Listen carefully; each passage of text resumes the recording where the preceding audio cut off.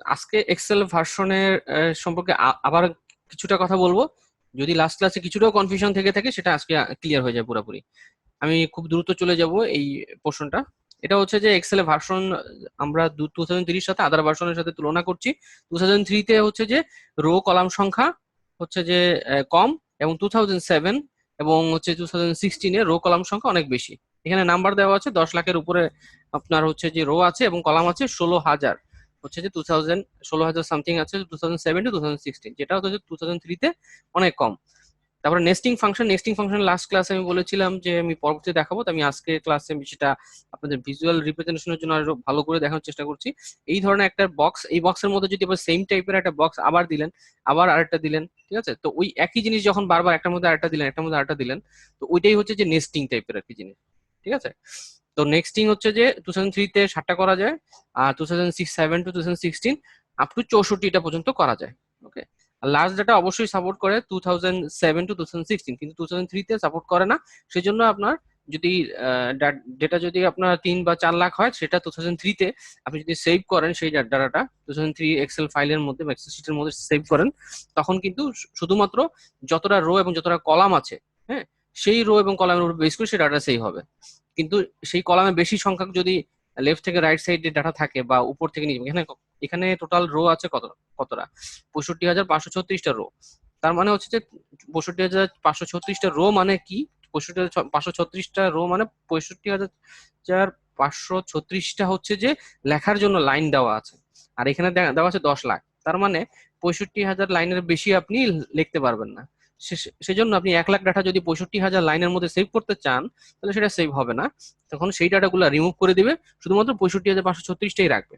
ঠিক আছে, সেই জন্য হচ্ছে যে লাস্ট ডাটা সাপোর্ট করে কোনটা, লাস্ট ডাটা সাপোর্ট করে 2007 to 2016। ঠিক আছে, মাঝে মধ্যে এই সমস্যাটা হয়, সেটা আমি গত ক্লাসে বলেছি যে লাস্ট ডাটা আপনি যখন এক্সেল 2003-তে আপনি যখন সেভ করতে যাবেন, মানে অনেকেরই এরকম থাকে যে ব্যাকডেটেড আপনার এক্সেলটা ইউজ করছে, 2003টা ইউজ করছে, এবং 2003টা যখন আপনার ইউজ করবে, তখন যেটা সমস্যা হবে সেই ভার্সনটা সেই ভার্সনে যখন আপনার ওটা সেভ করবে, দেখা যাচ্ছে আপনি কোন একটা অফিসে, গভর্নমেন্ট বা কোনো অফিসে আপনি এক্সেল একটা ফাইল পাঠালেন, কিন্তু সেটা 2003 ভার্সনে আছে তার কাছে। আপনি পাঠালেন হচ্ছে যে 2007 থেকে কোনো ডাটা, কিন্তু সেই ডাটা যখন সে নিবে, যদি সেটা আহ, মানে 65,536টার চেয়ে একটা রো যদি বেশি হয়, তাহলে সেই ডাটাটা সে ওখানে পাবে না। সে দেখবে যে সে আপনি পাঠিয়েছেন 1 লাখ, সে পাবে হচ্ছে 65,536টা ডাটা। ওকে, তো এই জিনিস এই ইররটা একটু মনে রাখবেন, কারণ এই সমস্যাটা ফেস করতে হতে পারে। যদিও এখন 2007 বা তার আপার ভার্সন গুলো ইউজ করে, কিন্তু এই 2003 এই সমস্যাটা যারা ইউজ করবে, তারা এই সমস্যাটা ফেস করবে। ওকে, আর স্পার্ক লাইন নিয়ে গতকালকে বলেছিলাম যে স্পার্ক লাইন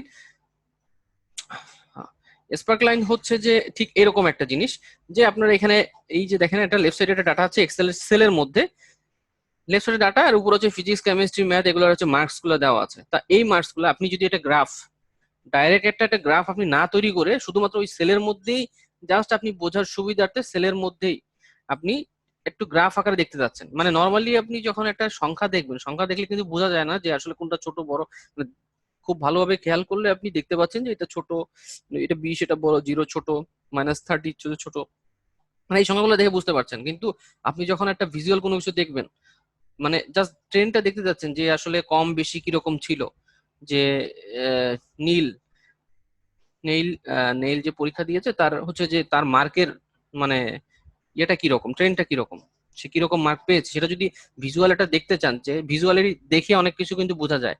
ঠিক আছে, কারণ আপনি যখন একটা বড় কোম্পানিতে যখন জব করবেন, তখন কিন্তু আপনার ওই মার্কের দিকে কেউ দেখে না, তারা দেখে শুধুমাত্র গ্রাফের দিকে, যে গ্রাফটা আসলে কিভাবে যাচ্ছে, ওইটা দেখি তারা অনুমান করতে পারে যে আমার স্কোরটা ভালো না খারাপ। ঠিক এরকম একটা গ্রাফ আপনি জাস্ট চার্ট তৈরি না করে ওই সেলের মধ্যেই একটা লাইন আকারে তৈরি করে দিলেই তারা বুঝতে পারবে। মানে এটা হচ্ছে যে আপনার বোঝার সুবিধার্থে মাঝে মধ্যে আমাদের এইভাবে করতে হয়, সেটা আমরা দেখবো ক্লাসে যখন, তখন আমরা বুঝতে পারবো।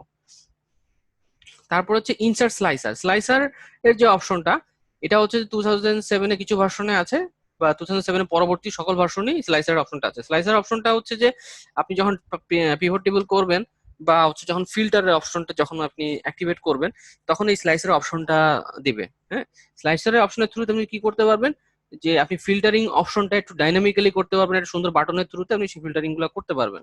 তার স্লাইসারে আরো কিছু সুবিধা আছে, তো সেগুলো আমরা যখন ক্লাস হবে তখন আমরা দেখবো। ঠিক আছে, স্লাইসারটা দেখতে ঠিক এই যে এরকম, এই যে এখানে যে এই যে লেফট সাইডে যেটা দেখা যাচ্ছে এটার মতন। এতদূর পর্যন্ত ক্লিয়ার? এটা এটা লাস্ট ক্লাসে দেখিয়েছিলাম, কোনো সমস্যা থাকলে বলতে পারেন এখন। ক্লিয়ার হলে ক্লিয়ার লিখবেন একটু।